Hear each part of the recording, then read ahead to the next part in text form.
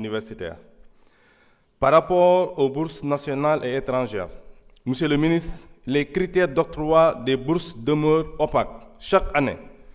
Nous assistons aux mêmes plaintes, lenteur administrative, favoritisme présumé, absence de communication, étudiants oubliés ou rejetés sans explication. Comment peut-on prétendre à l'équité sociale quand les étudiants les plus méritants ou les plus vulnérables ne parviennent pas à obtenir une aide qui leur est due? Je vous demande alors, quel mécanisme transparent et modernisé comptez-vous mettre en place pour digitaliser totalement le processus? Quand aurons-nous un système de suivi public consultable assurant que chaque bourse nationale ou étrangère est attribuée selon les critères objectifs annoncés et surtout par rapport aux priorités de l'agenda national de transformation Sénégal 2050? Par rapport à la gestion des universités publiques, nos universités sont aujourd'hui confrontées à des grèves récurrentes, à la saturation des infrastructures, à la gouvernance contestée et à la précarité étudiante. Comment justifier qu'en 2025, Monsieur le ministre, dans un pays qui aspire à être un hub régional du savoir, des amphithéâtres conçus pour 30 étudiants, accueillent plus? Je vous demande,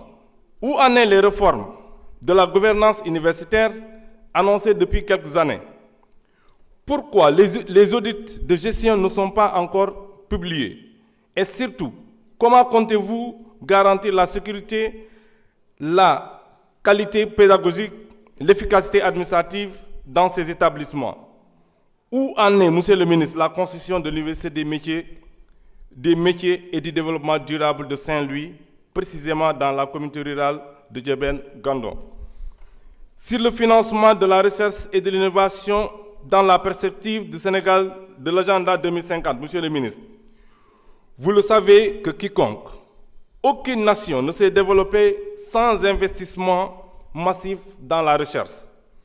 Or, le budget alloué à la recherche au Sénégal représente encore une part marginale de notre PIB. Comment pouvons-nous prétendre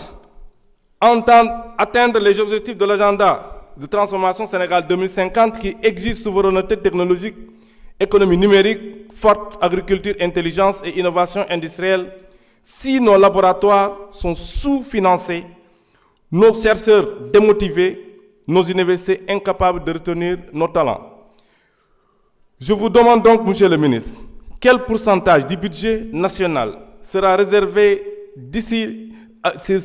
à la recherche d'ici 2030 puis 2050? Quels partenariats publics-privés concrets sont engagés pour renforcer l'innovation?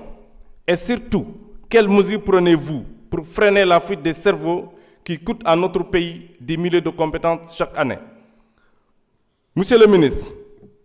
cette interpellation n'est pas une attaque. Elle est un appel à la responsabilité, un rappel que le destin du Sénégal 2050 dépend des décisions que nous prenons aujourd'hui. Nos étudiants méritent la transparence. Nos universités méritent une gouvernance moderne. Nos chercheurs méritent un financement à la hauteur de leurs ambitions. Monsieur le ministre, fu may daanale dinaa ko wax ba fii di plénière bi di jeex. Rebeuss dafa am ñu sàccoon suñu alal ñu jënd ay climatiseur di ko fa monter may laaj à chaque fois facture bi ñaata la bu 2022 2023 2024 bu 2025 dañu bëgg lu leer parce que nag ay ñi sàcc alal réew mi waruñu jël seen alal bu ñu sàcc Assane Sénégal di ko jëndee ay climatiseur di ko monter fële Rebeuss maa leen di jaajëfal merci. Merci beaucoup. Madame Coumba Ndiaye, vous avez la parole. Madame Fatou Ngom se prépare.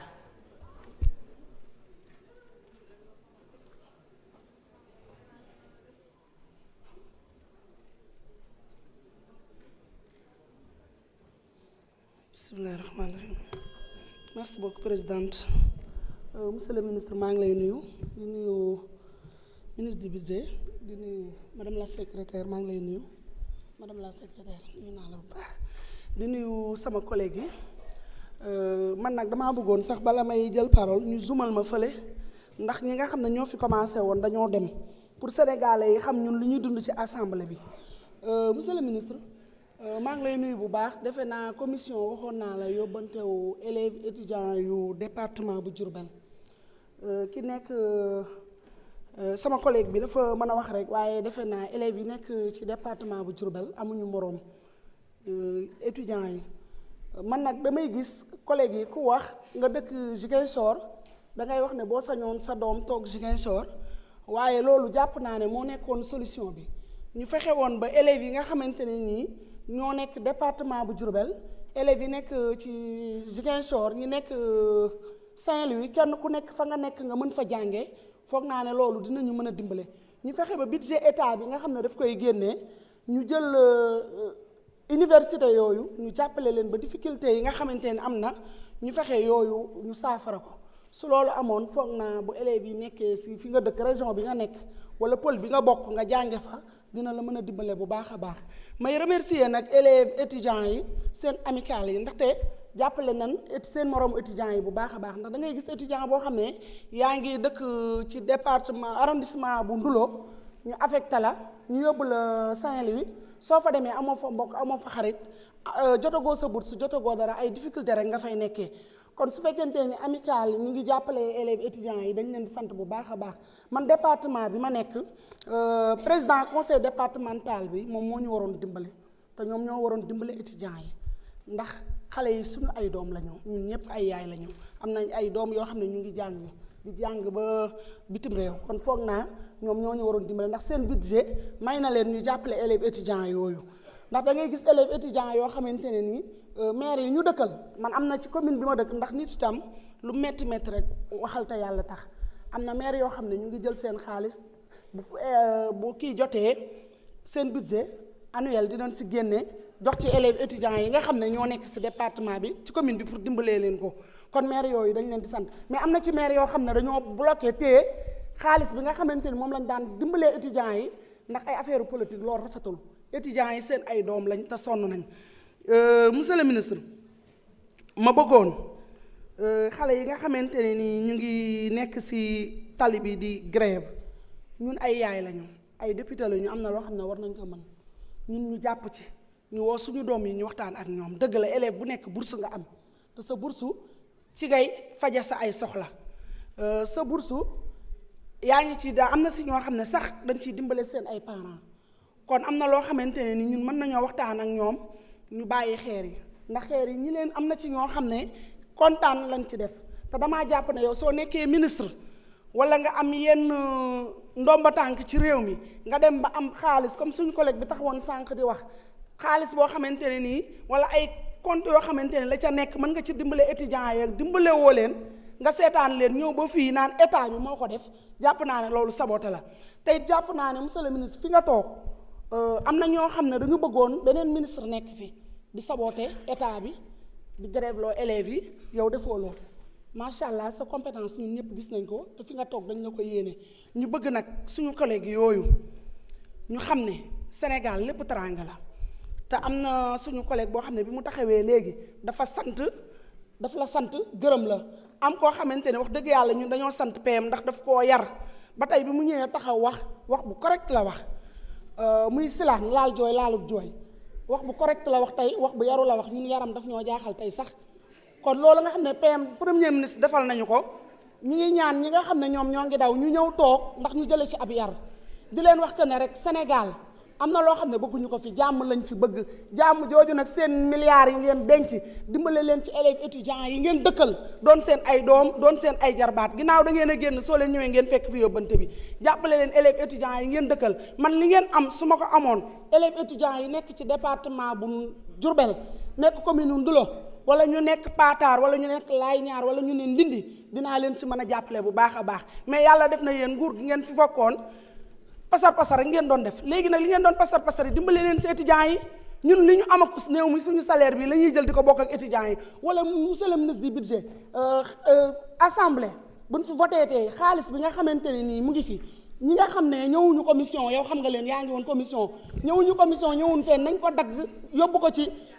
étudiants yi su ko defee dina leen amal njariñ loolu mooy dëgg mais ñëwoo assemblée dafoo dara bëgg di fayeeku di jël sa xaalis di jaxase étudiants yi ak ministères yi loolu mënul nekk monsieur le ministre du budget yaa ngi fi woon xaalis bi nga xam ne mu ngi fi nan ko jël ñoom seen salaire yi ñii nga xam ne duñ fi toog ñu jël ko yokk ko fële loolu laa bëggoon jërëjëf. Merci beaucoup. Madame Fatou Ngom, vous avez la parole.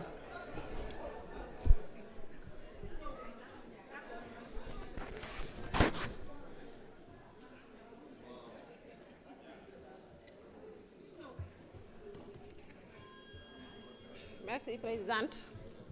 Monsieur le ministre de l'Enseignement supérieur, ñu ngi lay nuyu di nuyu monsieur le ministre des Finances ak suñu 166e député notre sœur ziar nañ leen bu baax chers collègues. Monsieur le ministre man damay commencer di la encouragement yoo xamante ne nii ci fi ma ko teg mooy dañu jàpp ne que on a mis enfin l'homme qu'il fallait à la place qu'il est aujourd'hui. fii nga nekk nii tey Sénégal war nga këpp ñëpp ñu ngi la fi doon xaar donc jàpp naa ne place boo xamante ne fees nga ko dell lay doon ñu lay ñaanal yàlla nga eggale ko ci jàmm ak salaam ak résultat yu mucc ayib monsieur le ministre